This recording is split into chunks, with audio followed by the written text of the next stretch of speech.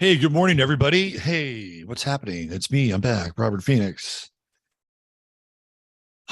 Astro Weather just a little bit later than normal here in South Central Texas. And I hope the word got out a little bit and YouTube told you that I'm doing this now. You've been alerted and welcome. We'll be here for about the next 25 minutes. And I got a little bit of a late start today because I had a client earlier this morning, really great young client. And then also I got a little bit of a late start on the day in general, but do not fear. Your Astro Weather is here. And we're going to look at the conditions for this weekend.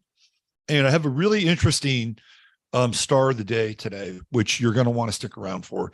And I'll try to be economical and concise and precise in my hopefully typical Virgo fashion and not dip too deep into my excessive Jupiter in the first house self. All right, so here we go. Interesting that the difference that 2 hours makes, right? Because here in Austin, we have the ascendant in Aries, which is very different. Normally we have, I believe, the ascendant in Pisces at the beginning of the day at around 8 a.m., right? Because we've seen the sun and Saturn in the 12th house. But with Aries, especially at 10 a.m., there's a lot more get up and go energy.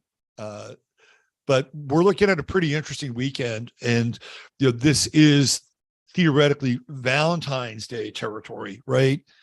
Because today's the 10th, tomorrow's the 11th. It's the weekend before Valentine's Day. Sunday's the 12th. That's the outlier. The 13th, Monday, 14th, Tuesday.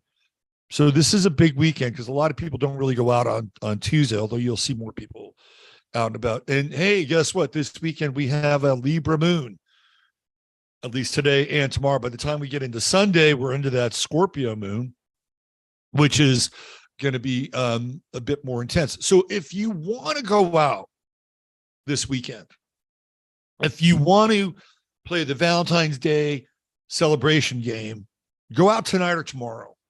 Tonight's going to be, I think, the best night, right? Because we have the moon in Libra.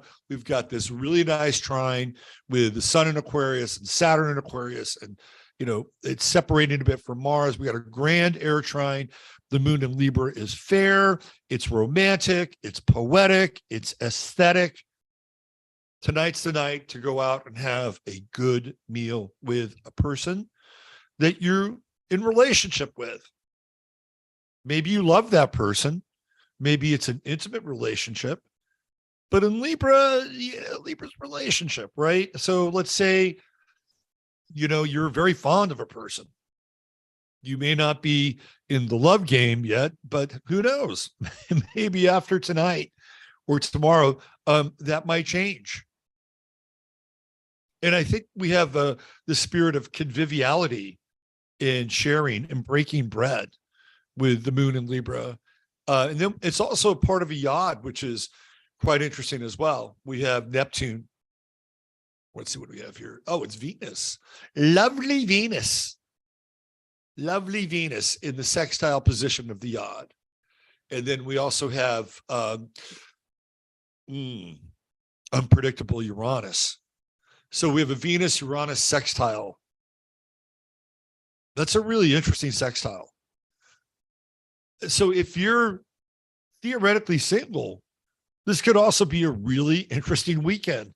So if you're not a couple or you're not engaged in a relationship, don't feel left out. Like, this is the kind of weekend where if you're single, you want to mingle.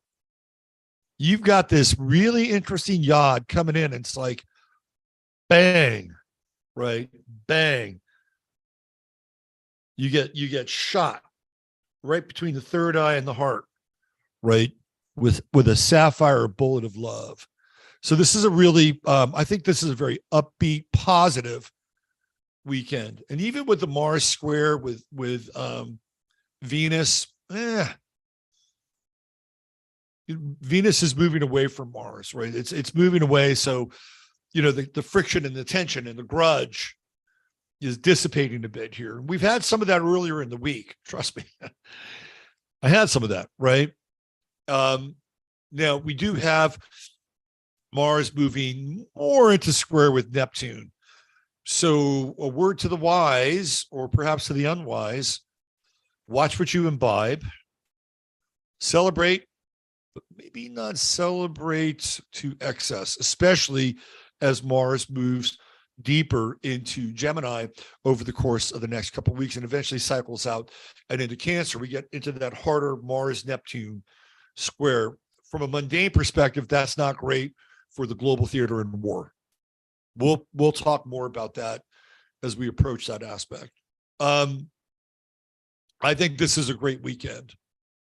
You know, we have this one opposition going on here with the moon and Chiron, and I mean, it's Juno. I don't think it's a terrible opposition. If you engage your emotional body, and you engage your emotional body as it relates to the other, and again, you don't have to be in a relationship, right? You're bringing the energy of Chiron and Jupiter into the moon. So this is a really interesting time for people who've been heartbroken or burned in relationship too. If you've been on the sidelines for a while, the universe is calling your number. Get back in the game. Get back in the game. It's a really interesting weekend. Mix, mingle, make merry, break bread, right? Connect with people in different, go to a different kind of place. Well, Jim, why don't we go to that place that we always love? Let's go to that place. Martha, let's go to a different place. Let's try this place out. So that's another aspect of this weekend, right? Like, try on something different. Go to the tiki lounge instead of the steak pit or whatever, right? This is a weekend where you can experiment a little bit, change things up, do something a little out of the ordinary, but watch your imbibing.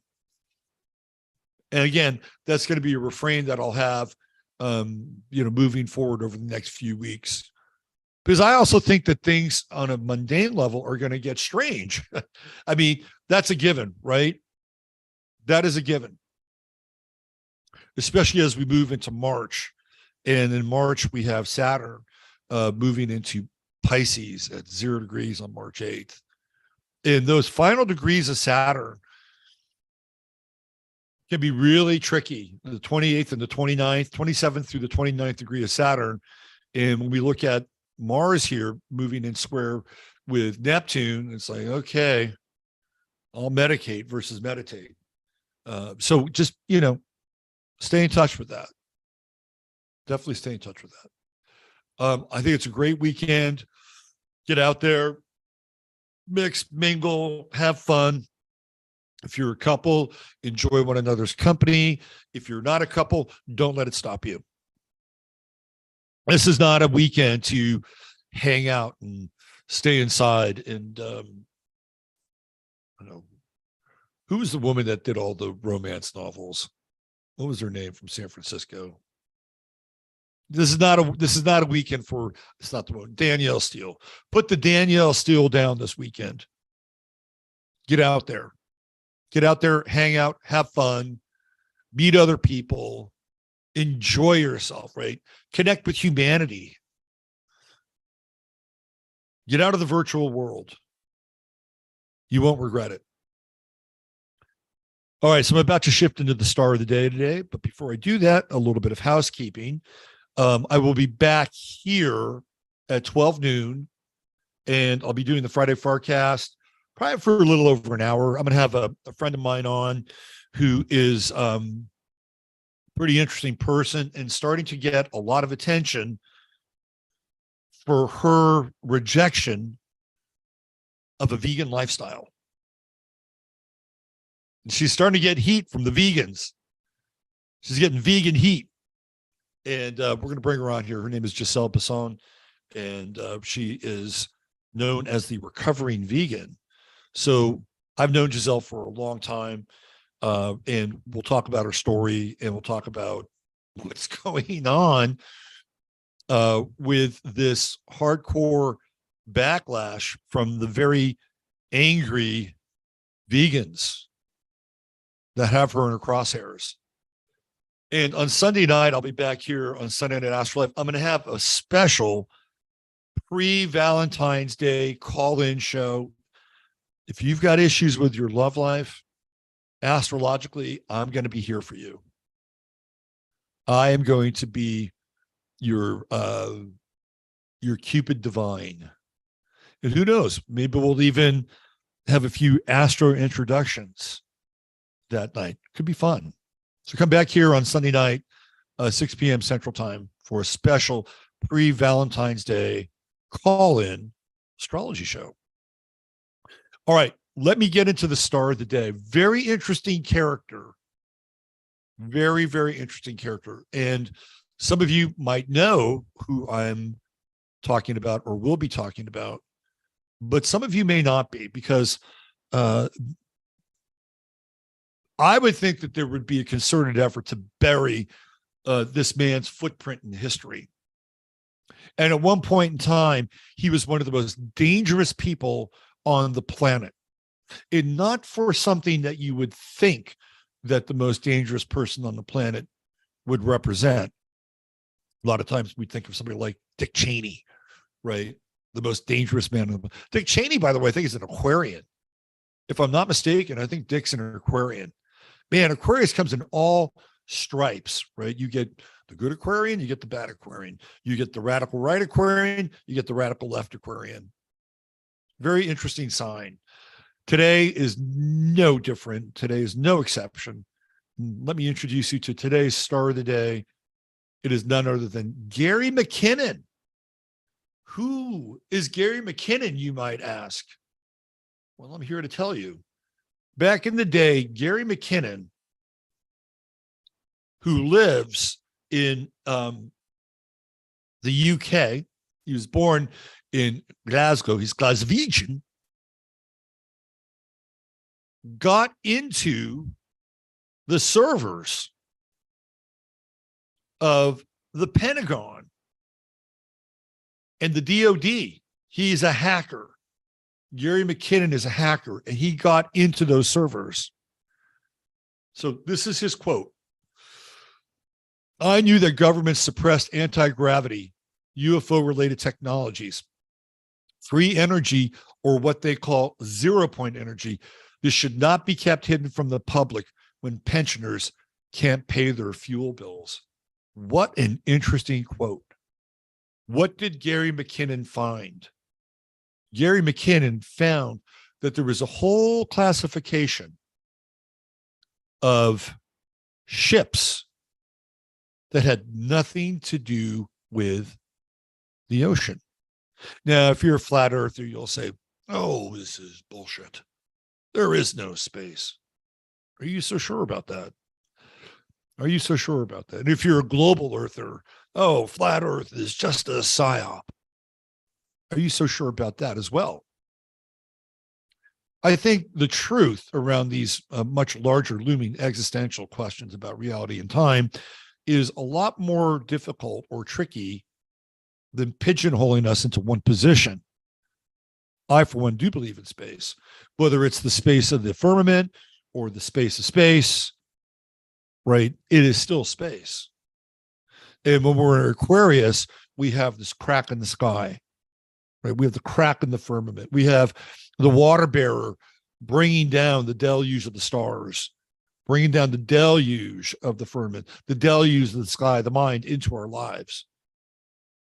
So what Gary McKinnon did is he found a whole bunch of data that supports the fact that we have been traveling off planet or off realm for a very long time. He found a whole classification of ships that he shouldn't have had. And that became very public, and it got him into very hot water. And there was a huge effort for the United States to extradite Gary McKinnon and bring him to the U.S. to be Julian Assange. He's a very interesting character. He almost looks alien in certain pictures as well. Gary McKinnon is, if I'm not mistaken, he's on the spectrum, might be autistic. And what's interesting about his chart is the true node. Where is it? It's in Gemini, right? The true node is in 0 Gemini, just ready to move into Taurus, but it's at the 0 point, right? And that's interesting because what does he talk about? He talks about 0 point energy. And his true node is at the 0 point of Gemini. And it's in the 8th house, which is the house of secrets. Gemini is also, the thief, right? It's Hermes. A little Prometheus in Gemini too. A little Prometheus there, stealing fire from the gods. And Hermes has secrets. Hermes moves between heaven and earth, between the terrestrial and the extraterrestrial, between land-based systems and cybernetic systems. And Gary McKinnon plays that role. And what does he do? Hello, he has the Jupiter motherlode moment in Gemini, 8th house. He uncovers things that he shouldn't probably have been rooting around and trying to discover. He's a very interesting character, and he's fueled by all this Aquarius, Sun in Aquarius, Mercury in Aquarius. And also, when you look at how he did it, probably did it right out of his home, right? Right out of his home. Mercury in Aquarius connecting in to the internet through the fiber optic grid and able to tap into the secrets of the 8th house. The other thing that's interesting is that in here, right, the United States has its, let me think. Mars and Gemini. If I'm not mistaken, Mars and Gemini, United States, right in here. And that's the military. Mars is the military. Isn't that interesting? So he's got the United States military right here in his 8th house. Now look where Mars is today. And look what we're talking about today, Gary McKinnon. The synchronicities of astrology. Love the synchronicities. And even with his ascendant, with Libra, we get the Libra ascendant in his quote. I knew that government suppressed anti-gravity, UFO-related technologies, free energy, or what they call 0 point energy. This should not be kept hidden from the public when pensioners can't pay their fuel bills.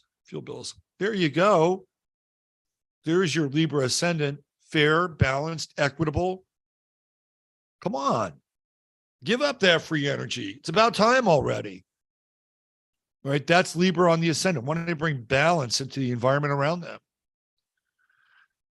Very interesting chart. And he's got Mercury here in trine with Jupiter. So he's a big mind. He's a big brain. He's really reaching out and searching out and expanding into this very interesting realm in the 8th house. I don't know what, I know for a fact that his mother spent a long time really trying to protect him and keep him from being extradited. So we have the moon here in Scorpio in the 1st house, the very powerful presence of the protective mother.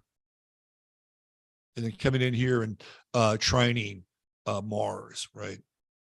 The moon Mars trine. He's got Mars in Pisces. He's got a Mars Saturn conjunction. Very interesting chart. This dude is not grounded at all, with the exception of Pluto and Uranus together in the 11th house. And that's not very grounded. And Venus at the final degree of Capricorn, still not very grounded. And I would say also that this would be somebody who's a bit lonely, right? He's kind of, I could see him kind of holed up in his, super secret cyber cave in his house, tapping. He's almost like Professor X. Gary McKinnon would be Professor X, when he gets into the thing where he connects with all the mutants around the world, right? And Gary McKinnon is probably a mutant. I think the whole X-Men concept has a lot to do with people who have suffered some form of mutation through autism or through being on the spectrum, and sort of having this kind of cultural precognition that these people might be endowed with interesting gifts that other people don't have. And I've talked about that before. So Gary McKinnon, we'll just call him Professor X. And he's the star of the day, and a very interesting one at that. And now with Saturn here conjuncting his Mercury, it'll be interesting also to see what happens with Gary McKinnon over the next couple of days, and if his story is resurrected and talked about in greater depth and detail.